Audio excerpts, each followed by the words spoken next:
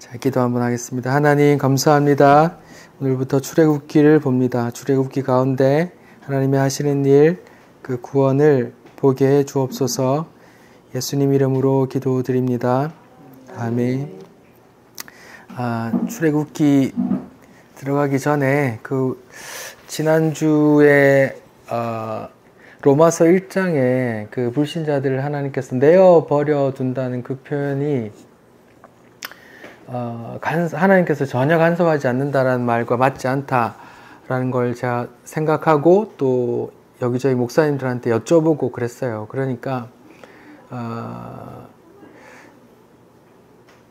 제 나름대로 답을 찾은 게 하나님께서 내어버려 두심은 그들이 그렇게 자기 멋대로 사는 것이 자기 죄라는 걸 못 알아보게 하는, 그러니까 여전히 죄인지를 모르고 그냥 그렇게 살아가는 그런 내버려 둠이라는 결론을 내렸어요. 그러니까 하나님께서 전혀 간섭하지 않는다라는 그런 내버려 둠이 아닌 것으로 저도 묵상하면서 그렇게 알게 됐어요. 그러니까 집사님께서 잘 지적해 주신 거예요. 그러니까 로마서 1장에 불신자들이 자기 상한 마음대로 내어버려 두신다는 것은 그게 죄인지 알고 보게 하고 하나님께로 인도되지 못하도록, 그게 여전히 죄인지 모르도록 내버려 두심인 거예요. 그러니까 근데 이제 하나님의 간섭하심이 없다고 하면 이제 여러 오해의 소지가 있는 거죠. 하나님의 주권 아래 모든 게 만물이 다 하나님의 주권 아래 있는데 그렇게 말하면 이제 안 되는 거죠. 좋은 지적입니다. 덕분에 저도 한 수 배웠어요. 자, 그럼 오늘부터 출애굽기를 하려고 합니다. 이제 창세기 한번 했고, 이제 요한복음 한번 했고, 다시 또 구약 한번, 신약 한번 이렇게 한 번씩 하려고 생각을 하고 있어요. 지난주까지 저희는 이제 우리 복음의 실체이신 예수님께서 여러 표적을 행하시고 십자가에서 죽으시고 또 3일 만에 부활하시는 모습을 살펴봤어요. 예수님의 모습도 봤지만 우리는 제자들의 모습도 봤죠. 제자들은 다 버리고 예수님을 따랐다. 목숨 걸고 주를 따르겠다 말했지만 그들의 이제 실체는 주님을 다 부인하고 도망가 버렸던 걸 우리는 잘 알죠. 그럼에도 불구하고 부활하신 주님께서는 택한 제자들에게 다시 찾아오셔서 다시 처음 부르시는 것처럼 나 다 잊었어 하면서 처음 부르시는 것처럼 다시 그런 장면을 연출하시고 처음 부르시는 것처럼 그렇게 하신다 그랬죠. 어떤 분이 이런 이제 글을 썼더라고요. 예수님은 왜 다시 새로운 제자들을 뽑지 않으시고 다시 다시 돌아오셨을까? 도망가고 부인했던 제자들에게 왜 다시 돌아왔을까라는 글을 썼던데, 이제 그분이 하는 말은 딴 놈이나 다 똑같기 때문에 이렇게 써놨더라고요. 네, 현명한 통찰이라고 생각해요. 그리고 주님께서 늘 말씀하셨듯이 이제 그들을 사랑하시고 끝까지 사랑하시니까 이제 그렇게 실패한 모습 속에 이제 다시 찾아오셔서 난 너희 허물 다 덮는단다. 다 모르는 것처럼 아예 다시 시작하는 것처럼 그렇게 그런 첫 부르심의 그런 장면들을 연출하신 거예요. 물론 예수님의 증인이 되어서 주님을 이제 전하는 것도 성령님이 부어주셔야 하는 거죠. 우리는 이제 다시 구약으로 돌아와서 출애굽기를 보려고 하는데, 우리는 이미 신약의 복음의 실체이신 예수님 주인공의 이야기를 이미 봤잖아요. 봤는데 다시 구약으로 돌아와서 이 이야기들이 어떻게 여기랑 연결되는지, 어떻게 이 일을 어떻게 증가하고 있는지 이런 것들을 좀 발견했으면 좋겠어요.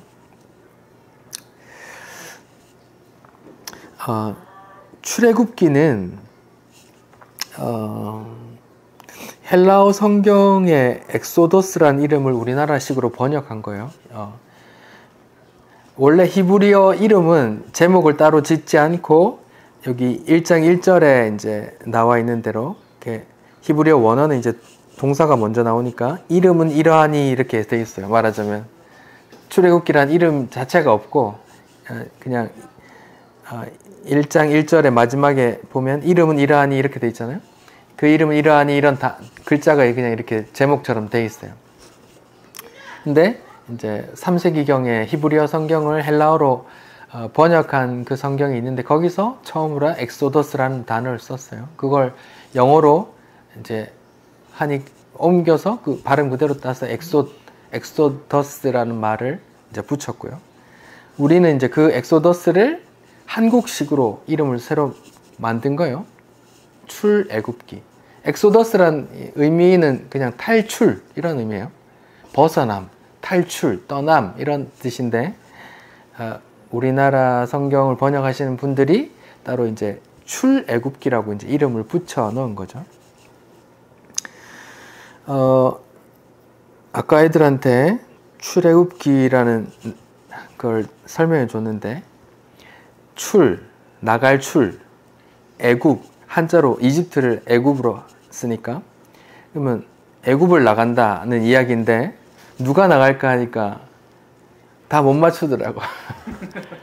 그래서 제가 보기를 줬죠. 1번 한국, 2번 중국, 3번 일본, 4번 이스라엘 하니까 다 맞추더라고.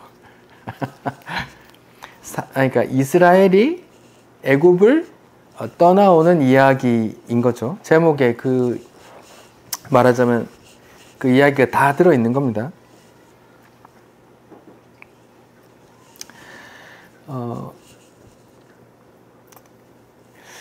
이제 출애굽기랑 창세기랑 이렇게 이어지거든요.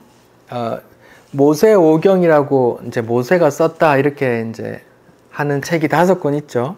창세기, 출애굽기, 레위기, 민수기, 신명기 요 5권을 모세오경이라고 해요. 창세기는 모세가 태어나기 전의 이야기를 이렇게 하나님의 감동을 받아 쓴 이야기로 볼 수 있고, 이제 출애굽기부터 모세가 자기 경험담을 이제 쓴 이야기라고 할 수 있는 거죠. 창세기가 어떻게 끝나는지 아십니까? 이제 요셉의 이야기로 끝나는데, 요셉이 팔려가서 애굽의 총리가 되었다가 형들이 오니까 이놈 했다가 잡아다니 왔다 갔다 하다가 아이고 이제 다 내가 여기 자리 잡았으니까 이쪽으로 오십시오 해서 야곱이 자기 가족들 다 데리고 이제 고센 땅 애굽의 고센 땅에 이제 자리 장척하죠. 그렇게 해서 지금 한 400년이 흐른 시점인 거예요. 그래서 출애굽기 1장은 그런 배경이 그 당시 이제 출애굽기 하나님께서 일을 시작하려고 하는 그 배경이 나오는 서론이고, 2장부터 모세의 이야기가 나옵니다. 그리고 모세가 이스라엘 백성들을 데리고 12장에서 출애굽을 하고 이제 가다가 19장부터는 이제 율법의 이야기가 나옵니다. 시내산에서 받은 율법, 뭐 성전, 뭐 이 율법들의 이야기가 쭉 나오는 그런 이야기예요.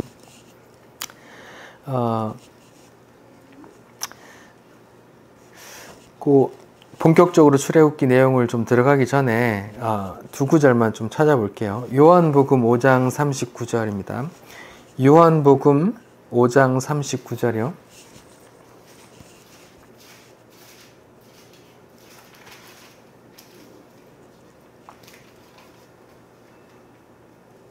요한복음 5장 39절 제가 읽어볼게요. 너희가 성경에서 영생을 얻는 줄 생각하고 성경을 연구하거니와 이 성경이 곧 내게 대하여 증언하는 것이니라. 이제 예수님께서 유대인들에게, 바리새인들에게 하셨던 말씀이에요. 예수님 당시에 성경은 구약밖에 없었어요. 신약은 예수님 돌아가시고 나서 제자들이 쓴 거니까, 예수님 당시에 너희가 성경을 연구하는데 라고 하면 그 성경은 구약인 거죠. 이제 구약을 보고 사람들이 이제 영생을 얻은 줄 생각하는데, 이제 예수님께서 직접 말하기를 뭐라 그래요? 이 성경이 곧 나에 대해서 증언하는 거야 라고 이제 예수님께서 직접 밝혀 놓으신 거죠. 그러니까 구약도 다 예수님을 증거하는 이야기다. 예수님께서 오셔서 이런 일을 할 거라는 그런 예고편이란 말이죠. 우리 한 구절 더 볼게요. 고린도후서 1장 20절이요. 고린도후서 1장 20절.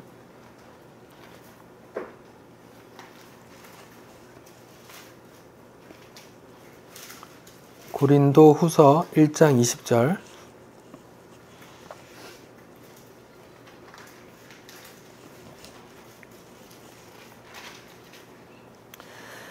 제가 읽어볼게요. 하나님의 약속은 얼마든지 그리스도 안에서 이해가 되나니 그런즉 그로 말미암아 우리가 아멘하여 하나님께 영광 돌리게 되느니라. 이렇게 나와요. 하나님의 약속, 언약인 거죠. 하나님께서 아브라함에게부터 시작하셨던 그 약속은 이제 그리스도 안에서 이해가 된다. 이 말은 뭐냐면 이제 그리스도 안에서 이루어진다. 그리스도께서 다 이루신다. 그래서 우리가 아멘하여 하나님께 영광 돌린다. 이렇게 말하는 거예요. 그러니까 모세 오경에 창세기부터 이제 하나님의 언약이 나오거든요. 아브라함 언약, 뭐 이삭 언약, 야곱 언약, 뭐 그 앞에 아담 언약, 뭐 계속 언약, 하나님께서 말씀원, 약속할 약, 하나님께서 말씀으로 하신 약속, 언약이 나오는데 그 약속이 전부 다 예수로 이루어진다. 이런 의미가 되는 거죠. 그러니까 예수로 이루어지기 전에 이야기들은 다 어떤 예고편, 뭔가를 이제 신약에 예수님께서 도래해서 하실 일들을 이렇게 말하자면 이제 예고하는 이야기들인 거죠. 그렇게 알고 우리가 지금 구약을 다시 볼게요. 자, 출애굽기 본문을 보겠습니다. 출애굽기 1장을 볼게요. 출애굽기 1장 1절부터 6절은 이제 창세기하고 연결 짓는 역할을 해요. 이제 야곱의 가족들이 이제 요셉이 있는 애굽으로 돌아와서 거기서 이제 야곱이 죽는 이야기로 이제 끝나거든요.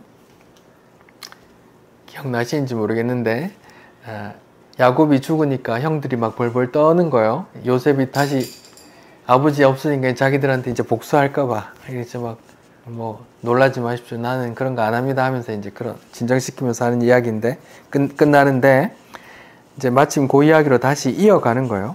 야곱과 함께 각각 자기 가족을 데리고 애굽에 이른 이스라엘 아들들 이름은 이러하니 르우벤과 시므온과 이제 이스라엘 야곱의 12아들이 나와요. 르우벤, 시므온, 레위, 유다, 이사갈, 스불론, 베냐민, 단, 납달리, 갓, 아셀 여기까지 중에 없는 이름이 누굴까요? 네, 맞습니다. 여기 보면 2절부터 4절까지 11명이 나와요. 근데 여기 기록 순서가 좀 첫째, 둘째가 아니에요. 어떤 순이냐 하면 본처, 후처 이렇게 순이에요. 레아 먼저 결혼했잖아요. 레아 아들 6명 먼저 있고 그 다음 6명 하면 스불론까지가 6이거든요. 그 다음에 정부가 누구죠? 라헬이요. 라헬의 자녀가 누구예요? 요셉과 베냐민이죠. 근데 요셉은 밑에 있으니까 베냐민만 썼어요. 그 다음에 단과 납달리는 라헬의 여종 빌하의 여인이에요. 그래서 단과 납달리 쓰고 그 다음에 갓과 아셀은 이제 레아의 여종 실바의 자손이에요. 그러니까 첫째 둘째로 쓴 게 아니라 정부 처 이렇게 순서대로 써놨어요. 그 순서대로 써놓은 게 좀 우리가 달리 볼 이야기인 것 같아요. 그리고 이제 12번째는 이제 5절에 보면 요셉은 애굽에 있었더라 이렇게 얘기하죠. 6절 요셉과 그의 모든 형제와 그 시대 사람은 다 죽었고 해서 이 죽었고 이 단어를 이제 무트 단어를 써요. 우리 선악과 따먹으면 죽고 죽으리라 할 때 무트 다무트 이렇게 죽고 죽으리라 그 단어를 썼거든요. 그러니까 선악과 사건의 그 죽음이라는 단어가 육체적 죽음도 가리키고 또 하나님과 단절된 영적인 죽음도 다 포함하는 거라고 알 수 있죠. 오늘 출애굽기 1장 6절에 요셉과 그 형제들은 다 죽었고 해서 그 죽음은 이제 육체적 죽음의 사용 예예요. 무트라는 단어에. 자, 7절. 이스라엘 자손은 생육하고 불어나 번성하여 매우 강하여 온 땅에 가득하게 되었더라. 여기 온 땅이라고 번역했지만 히브리어는 그 지역에서 가득하게 되었다. 고센 땅을 말하는 거예요. 이스라엘 자손이 고센 땅에서 아무튼 생육하고 번성해서 막 많아졌다는 걸 말하고 싶은 거예요. 8절부터는 거기에 대한 애굽 왕 바로의 걱정이 나오는 거예요.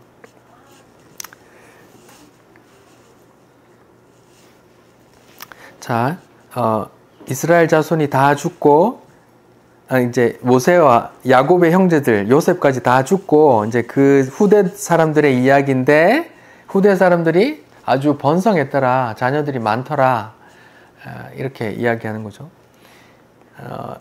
사실 이런 부분을 읽으면서 사실 좀 부럽기도 해요. 오늘날 출산율이 워낙 떨어져서 네, 좀 부럽기도 합니다. 나 애굽을 다스린다. 이거를 이제 성경 역사학자들이 이제 고증을 해요. 그래서 그 당시에 이제 출애굽할 당시에 애굽의 왕 바로가 누구였는지 추측을 해봤는데 추측 이제 신학적으로 논란이 있지만 대개 이렇게 이제 추측을 해요. 투트모스 1세라고 추정을 해요.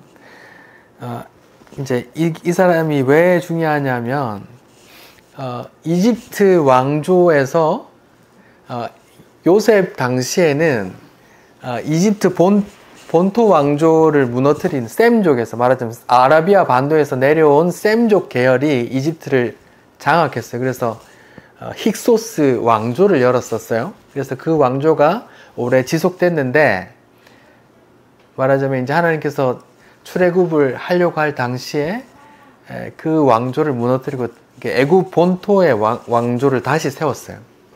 그래서 이 단어가 성경에 나오는 거예요. 요셉을 알지 못하는 새 왕이 일어나 애굽을 다스렸다. 원래는 애굽 본토의 왕조를 무너뜨리고 이 아라비아 반도에서 셈족이 와서 다스렸어요. 그 당시에 이제 애굽 요셉이 그런 또 해를 입었고 또 이렇게 야곱 사람들 데려와서 이제 잘 지내고 있었죠. 근데 시간이 지나면서 이 왕조가 무너졌어. 그래서 애굽인들이 말하자면 이방인들 몰아내고 자기들은 다시 애굽인의 왕조를 다시 연 거야. 뭐 중국 역사로 말하자면 그 청나라가 그 이방인이 그 뭐 몽골계 그쪽에서 이렇게 지배한 나라잖아요. 그래서 다시 물어내고 다시 나라를 세우고 하잖아요. 그런 느낌이에요.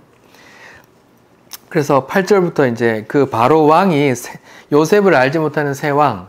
그러니까 요셉을 알지 못하는 새 왕은 이제 후대 왕이 아니라 전혀 새로운 왕조란 말이에요. 요셉을 알지 못하는 왕이라면 요셉의 은혜로 온 기근이 있었을 때 온 우리가 먹고 살았다. 요셉의 하나님으로 해서 우리가 은혜를 받았다. 이런 걸 다 이제 말하자면 다 인지가 됐는데 그걸 다 무너뜨리고 새 왕조가 들어섰다 이 말이에요. 이런 것조차도 하나님께서 이제 배경을 만들어 가시는 거예요. 하나님께서 자기 힘으로 말 안 듣는 바로 애굽을 박살내고 자기 이스라엘을 빼내오려고 하는 그런 이제 걸 연출하시는 거죠. 새 왕조를 들어서게 하고 요셉을 알지 못하는 애굽 왕이 와서 애굽을 다스리더라 이런 표현이죠. 그래서 이 사람들은 두려웠어요. 다시 이제 이방 민족이 와서 애굽을 다시 우리가 쫓겨나서 이방이 또 통치할까봐 두려워하고 있었어요. 그래서 그 두려움이 연속되는 중에 뭐예요?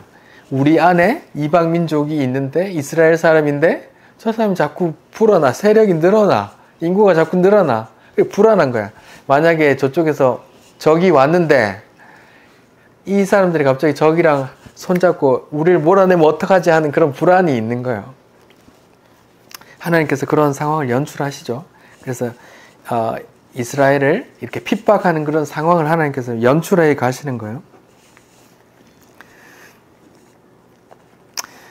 9절 이제 요셉 왕이에요. 애굽의 왕이에요. 그가 백성에게 이르되 이 백성 이스라엘 자손이 우리보다 많고 강하도다. 자, 우리가 그들에게 대하여 지혜롭게 하자. 두렵건대 두려워하고 있는 거예요. 그들이 더 많게 되면 전쟁이 일어날 때 우리 대적과 합해서 우리와 싸우고 이 땅에서 이제 나갈까 걱정하는 거예요. 그래서 이렇게 하자고 하는 거예요. 감독들을 세우고 그들에게 무거운 짐을 지워 괴롭게 하자. 그들에게 바로를 위해서 국고성 비돔과 람셋을 건축하게 하니라. 왕조가 바뀌었다 했잖아요. 왕조가 바뀌면서 원래 있던 도읍지를 다 무너뜨렸어요. 다 망가뜨렸어요. 그래서 새로운 지역에 도읍을 건설하는 거예요. 이게 비돔과 람셋 모두 나일강 제북쪽에 어떤 도시들이에요. 그쪽에 다시 세운 거예요. 수도를 성도 쌓고 그러려고 이제 이스라엘을 이제 학대하면서 이렇게 하는 그런 상황을 만든 거죠. 근데 12절에 뭐라고 나와요? 그러나 학대를 받을수록 더욱 번성하여 퍼져가니 애굽 사람이 이스라엘 자손으로 말미암아 근심하여 학대를 하는데도 자꾸 늘어나는 거예요. 그래서 13절 이스라엘 자손에게 일을 엄하게 더 강하게 시키는 거예요. 어려운 노동으로 그들의 생활을 괴롭게 하니 곧 흙 이기기와 벽돌 굽기 농사의 여러 가지 일이라 그 시키는 일이 모두 엄하였더라. 아주 그냥 말하자면 일제강점기에 조선 사람들 다 끌고 가서 막 광산 폐괴하고 막 이렇게 강제 노역을 강하게 시켰단 말이에요. 이제 애굽 왕이 이렇게 하는 이유는 이렇게 하면 아마 피곤해서 들어가면 잠만 자겠지 하고 생각하는데 근데 이게 자기들 계산대로 안 되고 자꾸 불어나는 거죠. 지금 그런 분위기예요. 지금 계속 이스라엘이 계속 생육하고 번성한다 말이 계속 반복되고 있어요. 7절에 이스라엘 자손은 계속 생육하고 불어나 번성하고 이렇게 나오고 12절에 학대받을수록 더욱 번성하여 퍼져가니 이렇게 나오죠. 그런 상황이에요. 계속 이스라엘이 계속 불어나요. 하나님께서는 계속 불어나는 이스라엘을 이제 통제하려고 세상 왕이 그렇게 하는 거예요. 15절 애굽 왕이 히브리 산파 시브라라 하는 사람과 부하라고 하는 사람에게 말하여 이르되 너희는 히브리 여인을 위하여 해산을 도울 때에 그 자리를 살펴서 아들이거든 그를 죽이고 딸이거든 살려두라 라고 이제 명령을 했어요. 바로 왕이. 그러나 산파들이 하나님을 두려워하여 애굽 왕의 명령을 어기고 남자 아기를 살린지라 이렇게 나와요. 말하자면 산부인과 그 당시엔 조산사들이겠죠. 조산사들이 애를 낳는 업무를 하는데 네가 이제 너희들이 그런 일 하니까 다 불러가지고 아들이면 죽이고 딸이면 살려놔 알았지? 이렇게 이제 했는데 산파들이 하나님이 더 두렵다는 걸 느꼈나 봐요.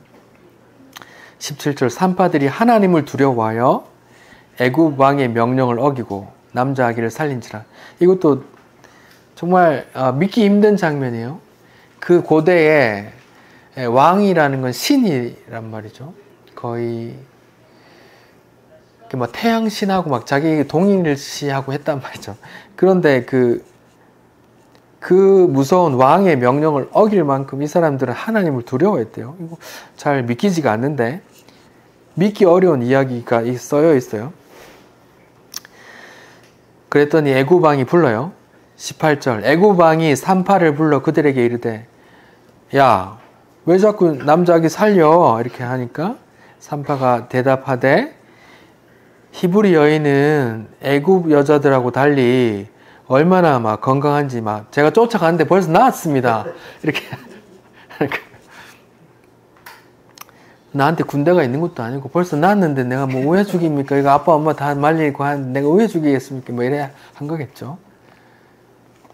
근데 이제 이게 말하자면 사실 그대로 말한 게 아니라 이제 하나님이 더 두려워서 이렇게 말한 거죠. 참 믿기 어려운 장면이에요, 구약에서. 그래서 20절에 하나님이 그 산파들에게 은혜를 베푸시니 그 백성들은 번성하고 매우 강해지니라. 그 산파들은 하나님을 경외하였으므로 하나님이 그들의 집안을 흥왕하게 하신지라. 그랬더니 이제 바로가 이제 모든 백성에게 이제 아예 직접적으로 명령해요. 아들이 태어나거든. 야, 너 이스라엘 너 죽는다. 아들 태어나면 다 나일강에 던져. 그리고 딸만 살려도 이씨 이렇게 이제 명령하는 거죠. 여기 15절부터 21절까지 히브리 산파 이야기가 나와요. 이 부분에서 이제 보통은 이제 목사님들이 설교를 이렇게 해요. 그 무시무시한 왕의 명령보다 하나님을 더 두려워하는 이 산파 대단하다. 우리도 산파를 본받자. 여기 21절에 보니까 하나님을 경외했더니 그들의 집안을 흥왕하게 하신지라 이렇게 나오잖아. 우리도 본받아 그렇게 하자라고 이렇게 섣불리 결론을 짓는데 저도 그런 말씀 드리고 싶어요. 우리가 할 수 있으면 이렇게 되면 얼마나 좋겠어요. 너무 도전되는 이야기잖아요. 근데 저는 알고 여러분도 알잖아요. 이게 사람의 마음으로 안 된다는 걸 우리 다 알잖아요. 우리 제자들 보면 다 알잖아요. 진짜 목숨 내놓고 따르겠습니다 했는데 정작 그게 안 되잖아요. 근데 이제 이렇게 불가능한 일이 됐다는 건 하나님께서 그들 산파의 마음 속에 막 이렇게 막 완전히 숨 쉴 수 없을 만큼 그런 두려움을 주신 것 같아요. 그러면 그렇게 할 수 있지 아니면 못 한다고. 그 당시에 바로 왕이 얼마나 무시무시했는데 한 민족을 다 없애버릴 수도 있는데 다 죽여버릴 수도 있는데 그때는 막 이렇게 막 3대를 멸하고 막 그런 분위기였단 말이죠. 근데 이건 진짜 믿을 수 없는 이야기예요. 그러니까 하나님의 이야기라고 볼 수밖에 없어요. 그러니까 저는 그런 결론보다는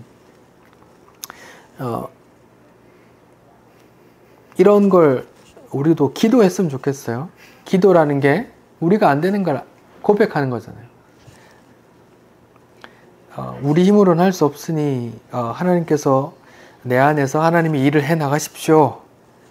이렇게 기도할 수 있잖아요. 그렇게 기도해서 만약에 쓰임 받으면 그 사람들이 내 의라고 자랑할 수 있겠어요? 자랑 못 하잖아요. 어떻게 자기가 했는 게 아닌데 자기 의라고 자랑할 수도 없고 또 그렇게 못한 사람들을 또 비난할 수도 없는 거잖아요. 자기도 그렇게 못하는 걸 아니까. 하나님께 사로잡혀서 이렇게 끌려가는 거니까. 그러면서 이제 신약의 하나님께 끌려간 종이 하는 말이 뭐예요? 예수님께서 비유를 말하죠. 이렇게 종이 하루 종일 할 일 하고 왔는데, 들어와자마자 뭐 이거 따로 하라고 또 시킨단 말이죠. 그러면서 다 하고 와서 온 사람에게 아이고 상주께가 아니고 당연한 것처럼 여기듯이 무익한 종은 또 뭐라고 말해요? 무익한 종이 해야 할 바를 했을 뿐입니다라고 이제 그렇게 고백하는 거죠. 하나님께 쓰인 종들이 그렇게 말하는 거죠. 하나님께 쓰인 바가 아닌 사람들이 뭐예요? 오히려 네 그런 거 못했지 다 새끼들 막 이렇게 하고 손가락질하고 자기를 시켜 세운단 말이죠. 그건 자기가 한 거라는 반증인 거예요. 자기가 할 수 없음을 또 위선임을 그런 걸 잘 모르는 거죠. 네, 그런 부분에 대해서 말씀을 좀 드리고 싶었고요. 하나님께서 지금 요 1장 안에 어떤 두 가지 어떤 세력의 분쟁이 있거든요. 어떤 것과 어떤 것에 분쟁이 있을까요? 하나님의 어떤 일이 있고 세상 왕의 일이 있어요. 하나님의 일이 뭘까요? 이스라엘이 계속 어떻게 돼요, 지금? 예, 자꾸 번성하는 거죠. 그렇게 막 고되게 하는데도 자꾸 다음날 아기가 막 태어나고 이렇게 하는 거예요. 이게 하나님의 일이에요. 근데 세상 왕이 거기에 태클을 걸어요. 못하게, 줄이게, 다 죽여! 이렇게. 이스라엘이 자꾸 번성하는 게 왜 하나님의 일이냐? 이렇게 말할 수도 있는데, 하나님께서 약속했어요. 우리 그 말씀들을 좀 찾아볼게요.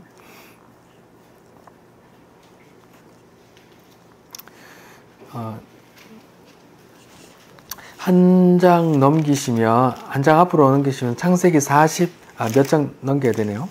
46장에 보면은, 이제, 야곱이 이제 짐 다 챙겨서 가족들, 식솔들 다 데리고 애굽으로 들어가는 얘기가 나오거든요. 근데 46장 3절에 이렇게 말을 해요. 하나님이 이르시되, 하나님이 야곱에게 하는 말이에요. 나는 하나님이라 네 아버지의 하나님이니 애굽으로 내려가기를 뭐 하지 말라? 두려워하지 마. 내가 거기서 너로 뭐라고요? 큰 민족을 이루게 하리라. 내가 너와 애굽으로 내려가건 반드시 너를 인도하여 다시 끄집어낼 것이고 요셉이 그 손으로 내 눈을 감기리라. 이렇게 얘기도 해주신단 말이에요. 이게 46장 3절에 야곱에게 거기 애굽으로 가는 거 두려워하지 마. 내가 거기서 너희를 큰 민족으로 만들 거야 라고 말씀을 하셨단 말이죠. 또 앞으로 가볼게요. 35장을 찾아볼게요. 35장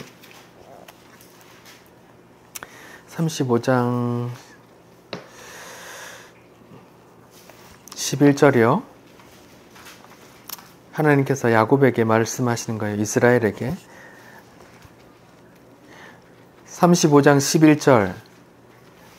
창세기 35장 11절. 하나님이 그에게 이르시되 나는 전능한 하나님이라 뭐라고요? 생육하고 번성하라. 한 백성과 백성들의 총회가 내게서 나오고 왕들이 내 허리에서 나오리라. 내가 아브라함과 이삭에게 준 땅을 내게 주고 내가 내 후손에게도 그 땅을 주리라. 이런 말씀을 하셨어요. 사실은 이런 말씀을 처음에 누구한테 주셨어요? 아브라함에게 주셨어요. 아브라함에게 12장에도 22장에도 보면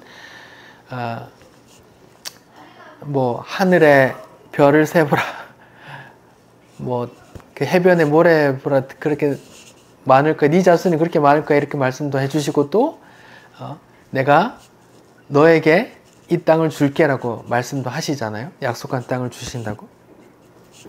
그런 예언이 있었던 거죠. 아브라함에게도 이삭에게도 또 야곱에게도 계속 하나님께서 약속했던 그 약속이 지금 출애굽기 1장에도 계속 이어지고 있다는 걸 보여주는 거예요. 우리 창세기 15장을 한번 찾아봅시다. 창세기 15장에 하나님께서 언제 내가 이방의 종이 될 텐데 몇 년 있다가 얼마쯤 있다가 다시 나올 거라고 또 말씀을 하세요. 창세기 15장 15장이 아니고 15장 맞네요. 15장 13절 제가 읽어볼게요. 여호와께서 아브라함에게 이르시되, 아브라함에게 하는 말씀이에요. 너는 반드시 알라. 네 자손이 이방에서 뭐가 되고 손님이 되어 종이 되어 그들을 섬기겠고 그들은 400년 동안 네 후손들을 괴롭힐 거야. 이렇게 말해요. 그리고 14절에 그들을 섬기는 이제 네 후손들이 섬기는 그 나라를 내가 하나님이 벌하고 그 후에 내가 네 자손이 큰 재물을 이끌고 나오게 될 거야 라고 아직 이삭도 야곱도 안 태어난 그런 시점에서 이런 말씀들을 해 놓으셨죠. 그러니까 하나님은 미리 말씀을 하셨고 그 말씀을 이렇게 실행해 나가시는 거예요. 그런 와중에 지금 출애굽기 1장에서 그런 이제 하나님의 언약이 그만큼 이어졌다. 이제 한 400년 좀 지났어. 근데 엄청 많아졌어. 뭐 이런 분위기예요. 근데 계속 번성한다. 하나님께서 계속 번성하게 될 큰 민족이 되라는 하나님의 말씀과 세상 왕이 안 돼! 하고 이제 줄여 나가는데 어느 게 힘이 더 세요? 네, 하나님이 힘이 더 센 거죠. 바로 왕의 그 명령이 지엄하여 내 자식 또 내 자식의 손주까지 3대가 멸해질 그런 무서움이 있지만 산파가 자꾸 이스라엘 아들들을 빼돌리는 거예요. 굉장하죠. 하나님은 어떻게든 자기 뜻을 이렇게 이루어 가시거든요. 그러니까 산파가 대단한 게 아니고 하나님의 자기 약속을 이루어 가는데 전능하심이 드러나는 거예요. 산파에게 초점이 되면 안 된단 말입니다. 그런 말씀을 또 드리고 싶었고요. 그리고 1장 21절, 출애굽기 1장 21절을 볼게요. 산파들은 하나님을 경외하였으므로 하나님이 그들의 집안을 흥왕하게 하신지라. 이 한글 성경만 읽어보면 하나님께서 산파들을 기쁘게 보시고 산파들의 집안을 막 복되게 막 부자되고 뭐 성공하게 해주시는 것처럼 돼 있잖아요.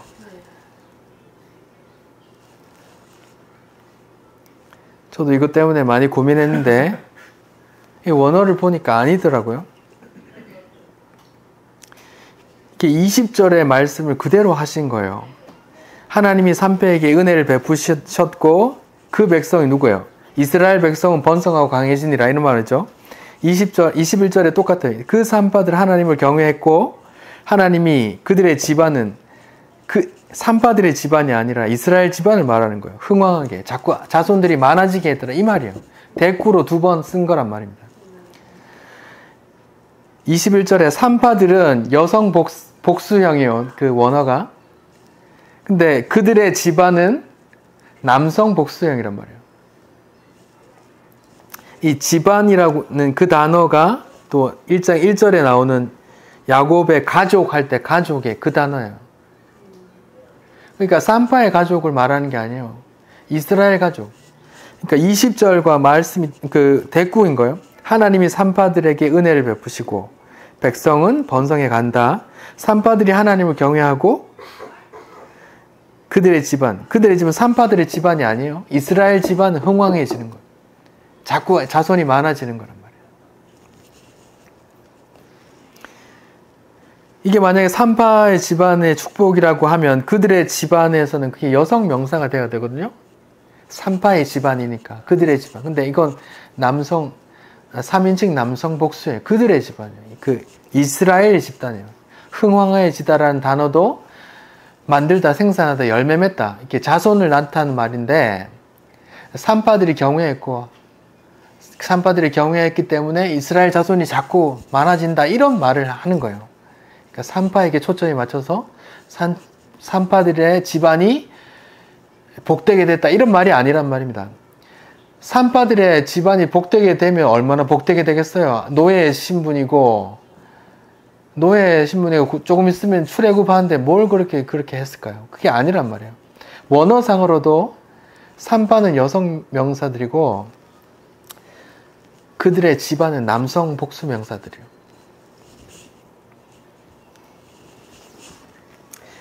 흥왕하게 하다라고 번역했지만 흥왕하다라는 단어도 뭐 복을 준다 이런 의미가 아니라 만들다, 생산하다, 열매 맺다, 또 율법을 지키다 이런 의미예요. 이렇게 사용 예를 한번 볼게요. 출애굽기 5장을 보시면 5장 9절 보면은 5장 9절에 그 사람들이 노동을 무겁게 함으로 수고롭게 하여라고 번역한 단어가 그 단어예요. 똑같은 단어예요. 복되게 하는 단어가 아니죠.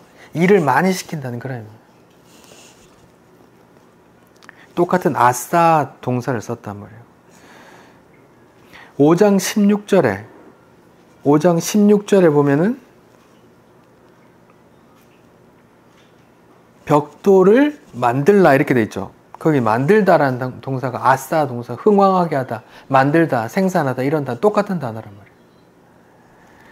그러니까 출애굽기 1장 21절에 그들의 집안을 흥왕하게 했다 할 때 그들의 집안은 산파의 집안이 아니라 이스라엘 야곱의 집안을 말하는 거고, 물론 산파가 포함되죠. 히브리 사람들이니까. 그리고 흥왕해지다도 하나님 이 땅에 우리가 기대하는 그런 복 많이 주셨다는 단어가 아니라 수가 많아지다, 뭔가 생산하다, 열매 맺다 이런 단어란 말이죠. 그러니까 20절하고 21절을 대꾸를 이뤄서 한 번 더 반복해서 쓴 내용이 불가하단 말이에요. 이 한글로 이렇게 돼 있으니까 되게 막 그렇게 보기 쉽잖아요.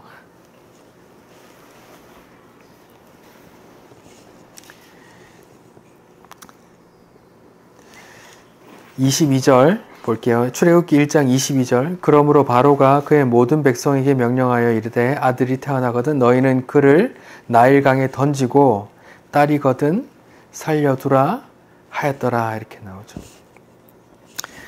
여기까지가 하나님께서 출애굽을 하려고 하는 그 배경인 거예요.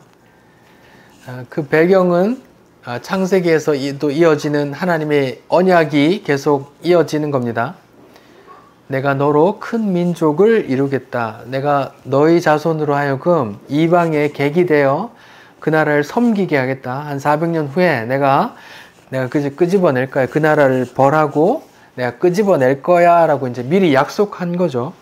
그래서 출애굽기 1장에는 요셉을 알지 못하는 새 왕이라는 게 8절에 아주 중요한 단어고요. 하나님께서 어떤 걸 이제 뭔가를 해나가려고 하는 어떤 그 배경 작업을 애굽의 왕조를 바꾸는 거란 말이에요. 애굽을 전혀 알지 못하는 왕조로 바꿔버리고 또 당시에 하나님의 약속이 계속 이어지는 이스라엘 자손이 계속 번성해요. 하나님의 약속에 의해서 번성하는데 세상 왕이 그걸 제한하려고 깎으려고 하죠. 그런데도 세상 왕이 아무리 반대해도 하나님의 뜻이 이렇게 어떤 수단 방법 가리지 않고 계속 퍼져나가는 거예요. 출애굽기 1장에는 그런 하나님께서 자기 일을 행하시려고 하는 그런 배경이 담겨 있어요. 출애굽기 서론의 그 제목을 말씀드렸어요. 그 헬라어 단어는 엑소더스라고 말씀드렸어요. 탈출하다는 말입니다. 그걸 한국어로 번역하기를 출애굽이라고 했어요. 나갈 출, 이집트 애굽 이렇게 해서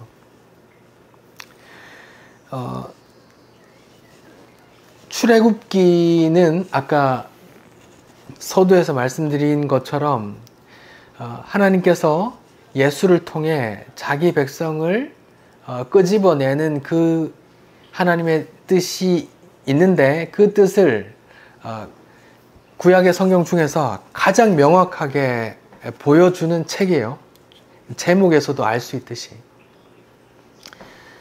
하나님께서 먼 미래 2000년 후에 그 자기 아들을 보내서 할 일을 이렇게 몇천 년 전에 이렇게 보이는 이스라엘의 역사로 그냥 넣어놨어요. 내가 이런 일을 할 거라 하면서. 실제적으로 이스라엘이라는 나라가 애굽에 종됐다가 끄집어 나가죠. 하나님의 능력으로. 이스라엘이 힘이 세서 바로에게 전쟁을 해서 이기고 가는 게 아니라 하나님의 능력으로 나가죠. 요약하자면 그 어린 양의 피를 바르고 나가죠. 그게 오늘날 하나님의 아들을 보내서 하실 일이 세상의 종, 죄의 종, 사망의 종돼 있는 자기 백성을 아들의 피로, 아들의 예수님의 십자가로 끄집어내어 약속의 땅, 출애굽기 구약에서는 가나안 땅이라고 보이는 땅으로 그려졌지만 성도들에게 예수로 인해서 인도되는 그곳은, 약속한 땅은 어디예요? 구원이고 하나님 나라잖아요. 그 나라로 이루어지는 그 영적인 이야기가 이 구약에서는 보이는 이야기로 실제로 이스라엘의 역사 속에 이렇게 그냥 하나님께서 박아 놓으신 거죠.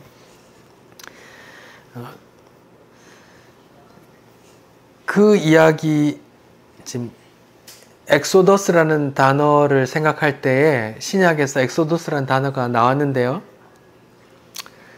여러분 기억하실 거예요. 변화산 이야기. 변화산에서 예수님께서 누구와 누구와 이야기를 하셨어요? 모세와 엘리야와 예수님이 같이 이야기를 했는데, 거기 보면 누가복음의 9장에 보면은 예수님께서 모세와 엘리야와 함께 별세를 논의하시는, 이렇게 나오거든요. 그 별세라고 번역된 그 헬라어 단어가 엑소더스예요. 예수님의 입장에서는 별세가 뭐예요? 이 땅에서의 죽음이고, 우리 성도들의 입장에서 별세는 뭐예요? 예수님으로 인해서 죄의 종이었던 우리가 이 사단의 왕국에서 별세, 세상과 이 세상에서 나와 저 세상 하나님 나라로 가는 그 이야기잖아요. 예수께서 모세와 엘리야, 모세오경과 선지자 구약을 말하는 건데, 모세가 별세, 출애굽을 했던 장본인이죠. 엘리야는 뭐예요? 엘리야도 이 땅에서 저 땅으로 바로 갔던 그 사람이잖아요. 그 사람과 함께 예수님이 별세를 논의한다는 거예요. 앞으로 자기가 할 일이 별세란 말이에요. 출애굽이고, 내 백성을 출애굽하기 위해 내가 이 땅에서 어떻게 죽어져서 떠나야 되는지를 이야기를 나눈 거란 말이죠. 그런 게 다 맞물리는 이야기죠. 출애굽기 1장을 통해서 하나님의 하실 일에 대한 그런 배경을 살펴보았습니다. 1장을 보면서 제가 느낀 거는, 하나님의 일은 하나님께서 수단과 방법을 가리지 않고 해나가신다 이거예요. 그러니까 세상에서 제일 힘센 사람이 막아섰더라도 하나님의 일은 자기 택한 백성을 이렇게 불러가시는 그 일을 하나님께서 수단과 방법을 가리지 않고 해나가신다라는 게 요지 같아요. 히브리 3파에게 초점을 맞추고 우리도 그렇게 되자가 아니라, 하나님은 그렇게 미약한 여자들 통해서도 그 왕을 거스리고 자기 일을 해나가신다, 이렇게 보시면 될 것 같아요. 2장부터 이어질 그 모세 이야기를 또 기대해 주십시오. 기도하겠습니다. 하나님 감사합니다. 아브라함을 부르시고 아브라함에게 주셨던 약속, 이삭에게 또 야곱에게 또 그 약속이 오늘 출애굽기 1장에서 한 민족의 역사로 이어지게 하시니 감사합니다. 또 그 이스라엘의 역사가 나와 아무 상관없는 이야기가 아니라 2000년 후에 예수께서 오셔서 예수께서 이루실 그 영적인 일이 그러한 일이라는 것을 또 말씀해 주시니 감사합니다. 세상은 악합니다. 세상이 악하고 세상 권세 잡은 자가 아무리 하나님의 뜻을 막아선다 할지라도 하나님께서는 수단과 방법을 가리지 않고 또 미약한 여자들을 통해서도 하나님의 뜻을 이루어 가심을 보게 하시니 감사합니다. 어떤 상황에서도 하나님의 뜻이 이루어질 것을 믿고 감사하며 또 찬송하고 평안하게 도와주옵소서. 예수 그리스도를 믿습니다. 예수 그리스도를 통해 우리를 구원하실 하나님을 또한 믿습니다. 감사합니다. 예수님 이름으로 기도드립니다. 아멘. 네, 아까 찬송 413장 470장 선생님 413장이요.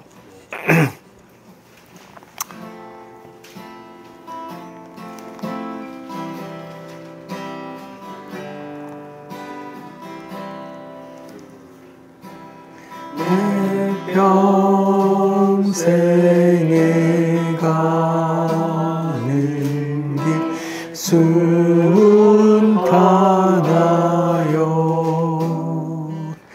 늘 잔잔한 강 같은지 깊은 바로 무섭고 어렵든지 나의 영혼은 늘 편하다.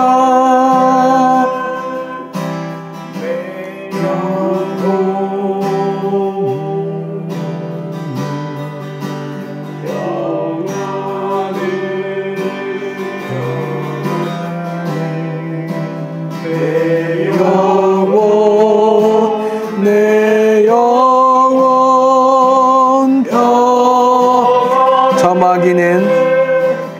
저마귀를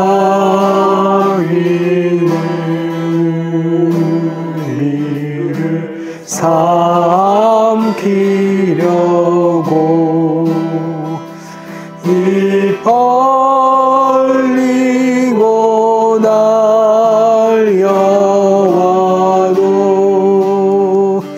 주 예수는 우리의 대장되니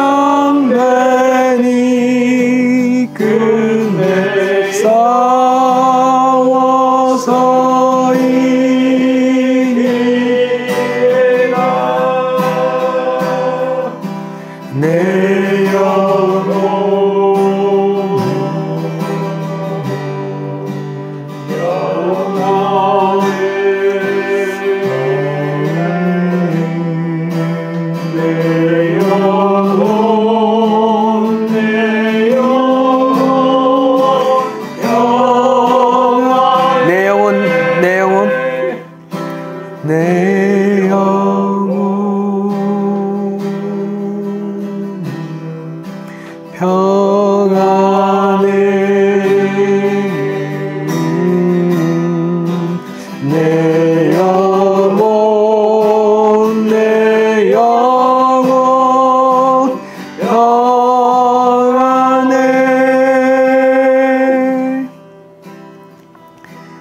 아멘. 말씀하고 잘 맞네요. 찬송가도. 네, 마쳤습니다.